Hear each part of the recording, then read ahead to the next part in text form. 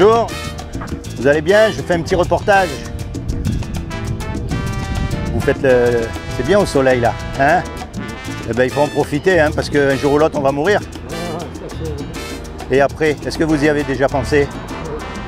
Parce que c'est ça le plus important à connaître dans la vie. Qu'est-ce qui va se passer à votre avis après une fois qu'on est mort? Vous y avez déjà pensé? Ah, eh bien, vous savez ce qui va se passer? On va être jugé. Et on va être jugé par rapport aux 10 commandements. Vous connaissez les 10 commandements? Ah, eh bien les 10 commandements, ils disent « Tu mentiras pas ». Est-ce que vous avez déjà menti? Et attention, je ne vous juge pas, hein, parce que moi j'ai menti. Hein. Tout le monde. Est-ce que vous avez déjà pris des choses que c'est pas à vous? Tout le monde, peu importe la valeur. Moi j'ai grandi dans les vignes.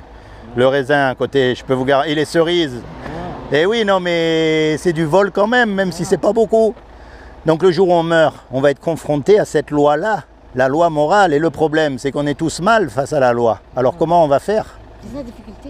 Eh oui, comment on va faire ce jour-là? Vous voyez, parce que Dieu, lui, il est obligé d'appliquer la loi. Et la loi, elle dit que si on a cassé la loi morale, on part en enfer pour l'éternité. Donc maintenant, un truc, on ne veut pas aller en enfer, on est d'accord? Personne ne veut y aller. Même Dieu, il ne veut pas qu'on aille en enfer. Alors comment on fait? Ouais, alors je vais vous dire, il y a 2000 ans, parce que Dieu, il nous aime, il est descendu lui-même sur terre et il a pris une forme humaine. Il s'est revêtu d'un corps qui est Jésus. Et il a dit, quiconque croit que Jésus est le Fils de Dieu et qu'il est ressuscité des morts, il aura la vie éternelle à mes côtés. Est-ce que vous croyez ça? Vous n'arrivez pas à croire, c'est difficile. Hein? Vous croyez en Dieu? Si je vous prouve que Dieu existe, c'est très facile.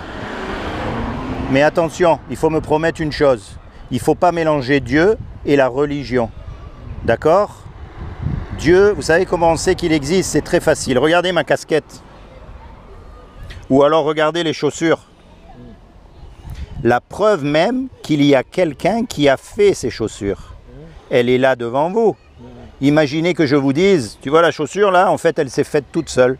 Au cours des années, ça s'est cousu, la peau est venue. Vous allez dire, attends, t'es pas bien toi. Il y a forcément quelqu'un qui l'a fabriquée, la chaussure, puisqu'elle est là, la chaussure. Et bien maintenant, vous regardez autour de vous la complexité de l'univers, du corps humain. Puisqu'il y a un corps, il y a forcément un créateur. C'est aussi simple que ça. Mais il ne faut pas mélanger religion et Dieu. Parce que religion, c'est pas bon. C'est différent. Eh oui, c'est pas bon du tout. Vous voyez? Les religieux, en fait, c'est des hypocrites, vous le savez bien. Ils vous disent de faire des choses, mais il ne faut pas que vous fassiez comme eux. Ben oui. Et oui, donc, le but de ma démarche, c'est pas de vous envoyer dans une religion, c'est de vous envoyer vers Jésus. Parce que Jésus est vivant et il vous aime. Et il ne veut pas que vous soyez condamnés. C'est pour ça que lui, il s'est sacrifié pour vous. Et c'est pour ça que son sang, il a coulé sur la croix et aujourd'hui vous pouvez être lavé de tous les péchés que vous avez faits dans votre vie.